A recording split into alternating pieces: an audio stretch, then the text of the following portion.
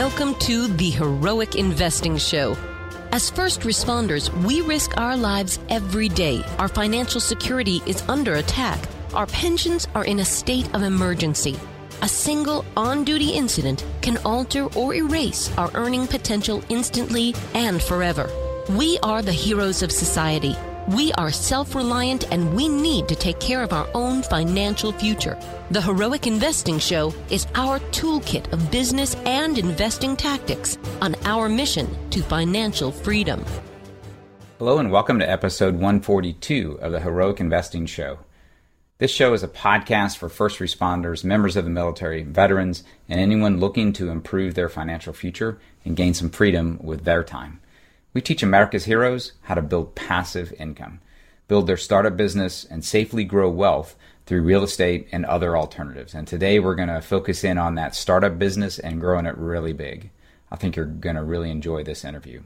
We help current and prior first responders put protections and systems in place to enable them to build a life where they can focus on their passion, that service or product that they are uniquely gifted to share with the world, which enables them to open up time for family and their passions. Our guest today is Brian Burke, and he's president and CEO of Praxis Capital. And one of his passions is aviation, and he's a licensed instrument-rated airplane and helicopter pilot. We talk a little bit about that on the episode. And, it's just an example of how you're able to chase your passions that maybe aren't that business, but the passive income from the business, from the large company or from the real estate that you put in place are the things that springboard you into being able to get back time and finances and resources to be able to focus on those other things that you truly do enjoy. So Brian was a first responder in all aspects of the word. He worked in California as a firefighter, as a police officer, an EMT, and has spent a lot of time giving back to his community.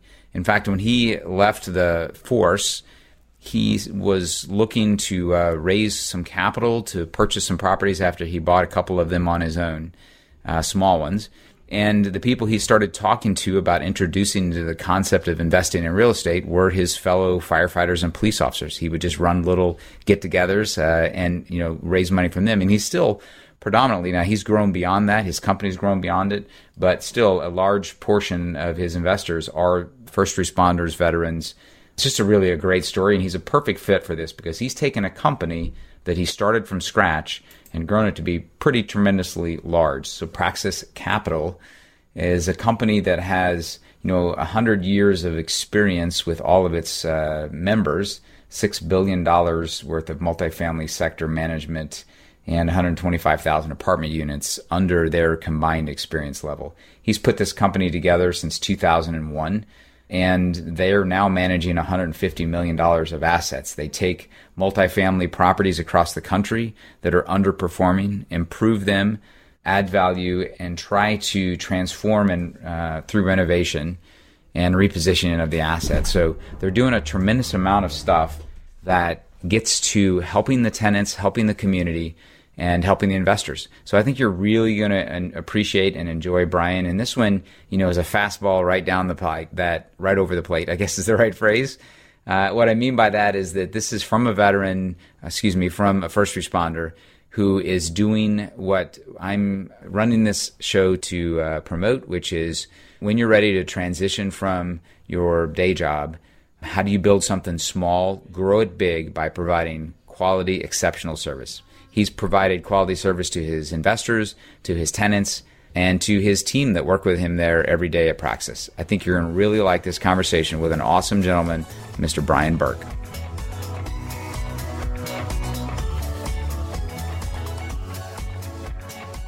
Hey everyone, thanks so much for joining us. I try to bring to you relevant speakers or relevant guests. And what I mean by that is I'm bringing people who have walked in your shoes that you can actually see yourself become, right? So it's a first responder, meaning an EMT or a firefighter a law enforcement officer, an active duty person, or maybe a veteran. Well, how about if I bring you 3 of those 4 this time? So I am proud, as I mentioned in the beginning, to bring to you Brian, who has done 14 years as firefighter, police officer, and ambulance EMT type stuff. So we could not be more happy, Brian, to have you join us. Well, thanks for having me. I appreciate being here. Absolutely. So as I mentioned before, I think the audience, or at least Gary as a listener to his own stuff, gets most value from hearing how did you do it? Because all of us back when we're still taking the W-2 income, where we're working 2 days straight and or we're deployed for 6 months at a time, we constantly think, man, this inspires me. I really want to do this, but I don't have time to do this. How did these people do it? So Brian, how did you do it? Well, I did it by basically working 16 hours a day. As if it isn't enough when you're on the job and you're working overtime, you're getting held over, you get a call at the end of your shift, and you're there for a lot longer than you thought. That's not bad enough. But then when you finish all that, then you got to go home and start thinking about real estate and how to incorporate that into your day. And it really was just a matter of focusing every waking minute. If I wasn't at work, if I was awake, I was working on my real estate business. But probably because it inspired you, right? I mean, it was something that you wanted to make happen. It was something that you'd rather do than watch television, or at least that's where I am with my, personal financial management company that I'm running. That's exactly how it was. And, it was to further a goal. I knew that one day, I would probably be able to do this full time. And not everybody has to do that. This is a great business to be in as kind of a side gig, so to speak. But, I knew one day this would probably be where I'd focus all of my time. And now I don't have to do the every waking minute thing anymore. Yeah. So take us back there to your first exposure to real estate, even before you started Praxis. My first exposure to real estate actually came before I was even exposed to being a first responder. I was working in a grocery store. I was 20 years old. I was trying to figure out how I could invest in real estate. And of course, I had no money. I had no education in real estate. I had no connections in the business. And, I had no real estate knowledge. So I figured I was fully equipped to take a hard run at it. Yeah, go full out, right? Just go full out. I just figured it out and went for it. I bought the first property I ever bought it was a rental house, a little rental house that I got with finance company I convinced to give me a loan and a seller that I convinced to lend me the down payment. And I got it with no money down. And that was my first experience with real estate. And from that point forward, I was hooked. Yeah, that's awesome. So you figured it out. You convinced people to answer the question, how can I do this, right? And that's like one of the best lessons I've ever learned from Robert Kiyosaki.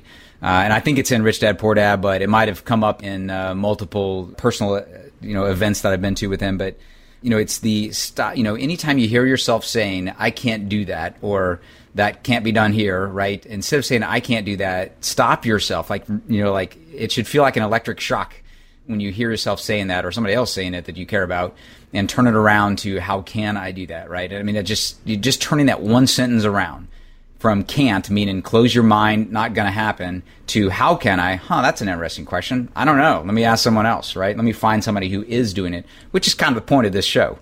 So hopefully you can help us with that. So how many properties do you have as you're, at the 10, 12-year point as a first responder, and you're thinking, I'm going full time? How many did you have then? Not many. I never really was a buy and hold guy. I was more onto the buy and flip side of it. So after I did that first rental, that was the last rental I had for probably about 10 or 12 years.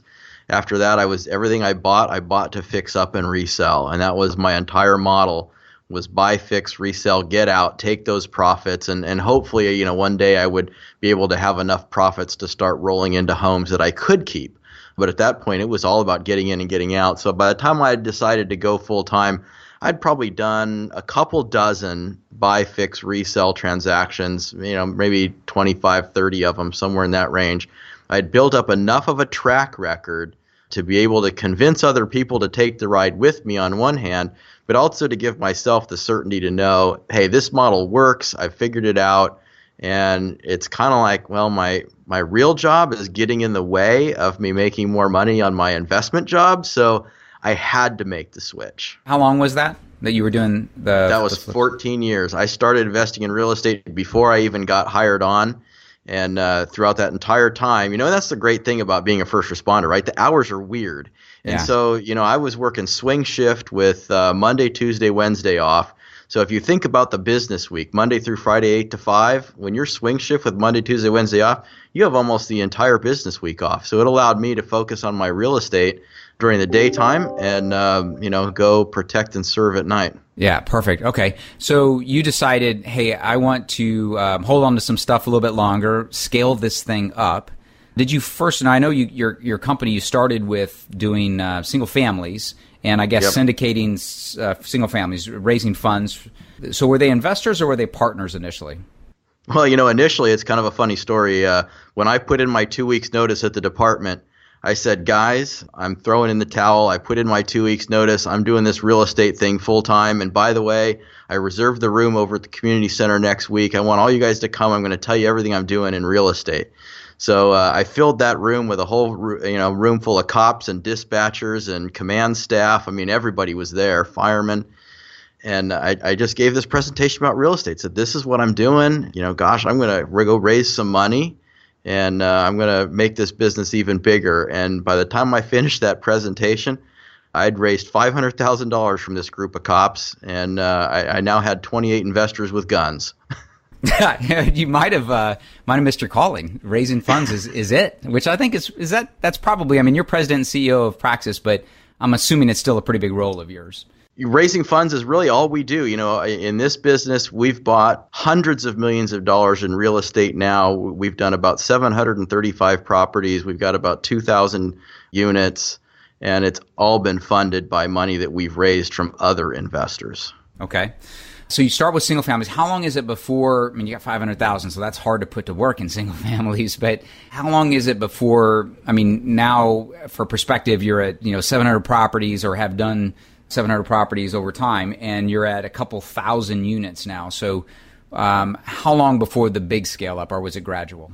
It was pretty gradual. When I first started with the department, I was hired as a community services officer. I had to put myself through the police academy.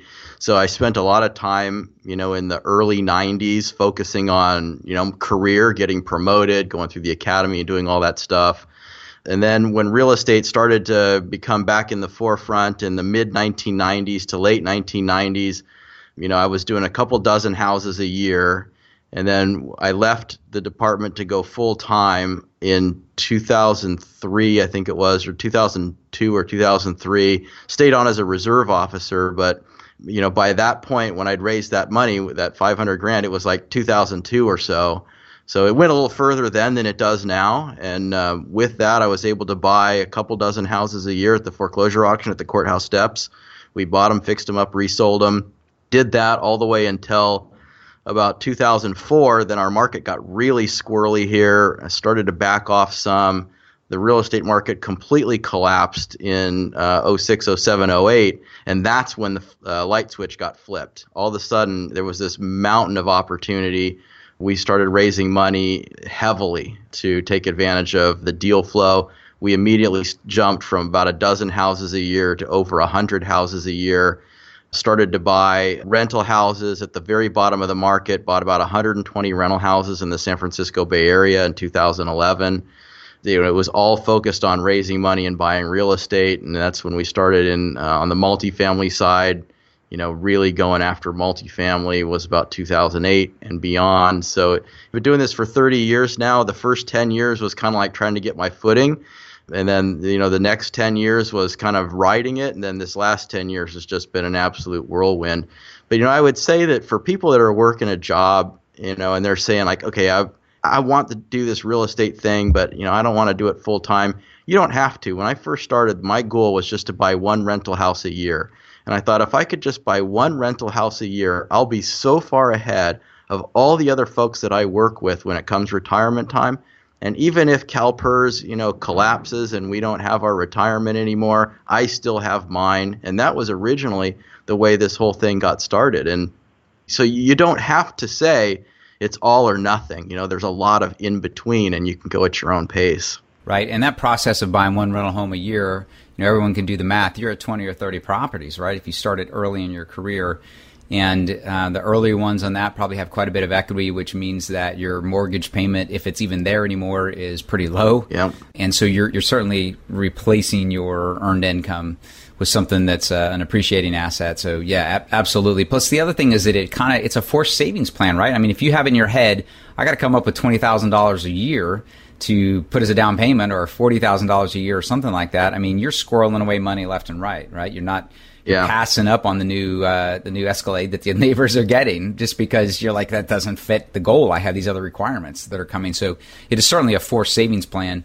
And gaining the experience. I mean, you don't want to wait till you're at retirement to gain the experience, right? No, you don't. And, a lot of the people that I worked with, you get a lot of overtime in this business, right? And, a lot of people take their overtime checks and they were buying motorcycles and boats and other stuff like that. And I was stocking away everything I could just for real estate. And so it really is it's a commitment. Recognizing what resources you have in your life, I think, is something that a lot of people just don't do. They don't take stock in, for example, a lot of kind of the core stuff that in what I do is cash value life insurance and storing wealth in something that grows tax free. And so one of your assets there is good health. Like if somebody comes to me loving the idea but has poor health and no other options in their family, they're out. But if you have good health, right, you can grow money faster and make a lot more.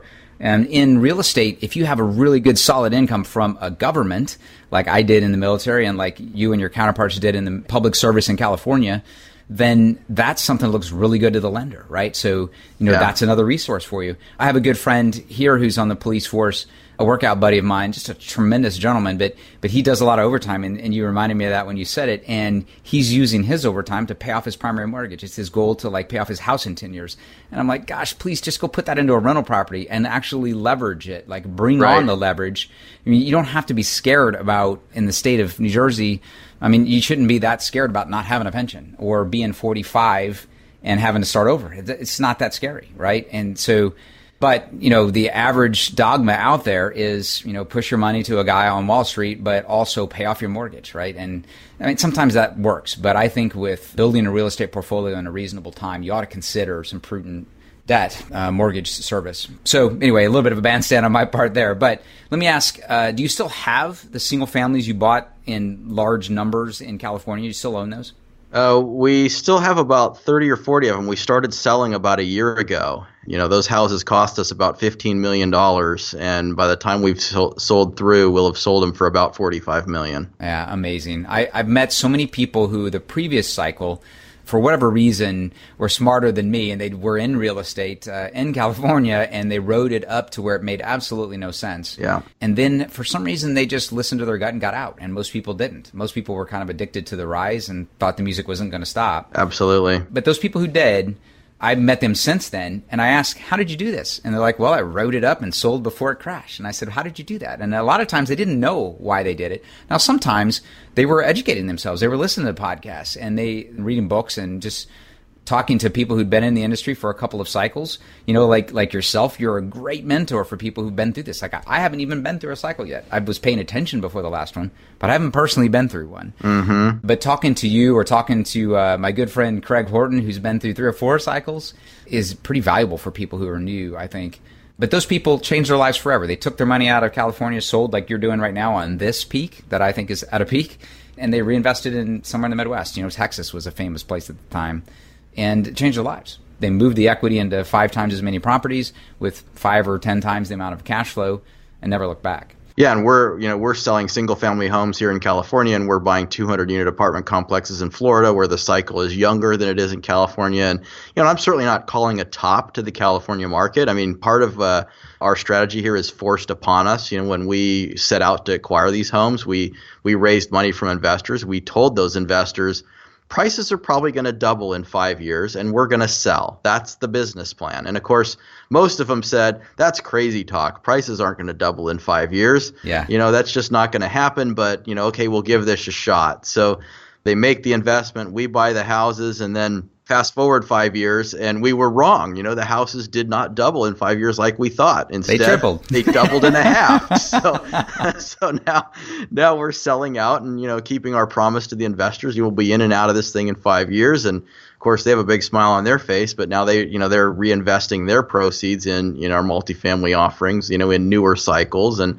properties where we could go and improve the value, and there's still room to do that. So there's always a smart investment somewhere. You just have to figure out where it is. That's part of the difficulty with real estate is that every market is local, and there is no such thing as the real estate market. So if you think that where you live is reaching a top, invest somewhere else where it's not at a top. Absolutely. And that's what I love about this thing. One of the things that my partner in this podcast says all the time that the listeners will be familiar with is, embracing the fragmentation of real estate. Like, if this was easy to do, like pooling stocks together into a mutual fund, everyone would be doing it. Like, the hedge funds have tried it. Private equity, less real estate focused than your company, have tried it. And it's just hard to put that much money to work in such a crazy fragmented thing. Like, you got to know the laws of all the locations where you are, and you got to track the markets in all those places. Warren Buffett's famous comment that if I could figure out how to buy a few hundred houses, I'd do it because they're a good buy, right? And so then all the hedge funds went off and tried to do it and found out that he was right. It's not easy. It's not, yeah. But companies like yourself, like your company, who are focused on it and do it 100% of the time, obviously are successful doing that.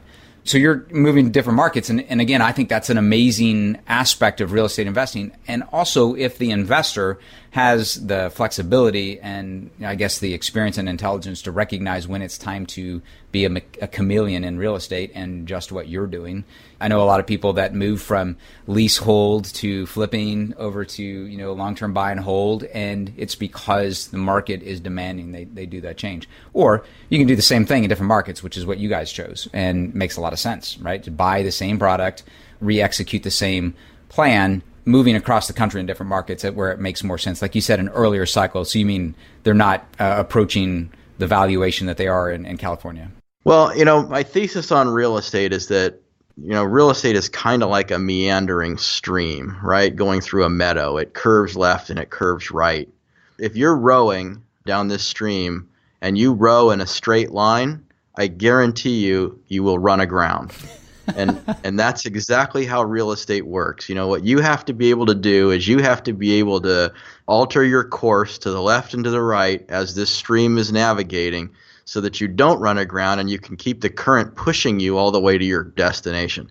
That's how this works. And if you get so focused on one particular market, one particular strategy, and you never deviate from that, there are times when those markets or those strategies are broken. And you'll be implementing those at the wrong time and in the wrong place, and you'll run aground.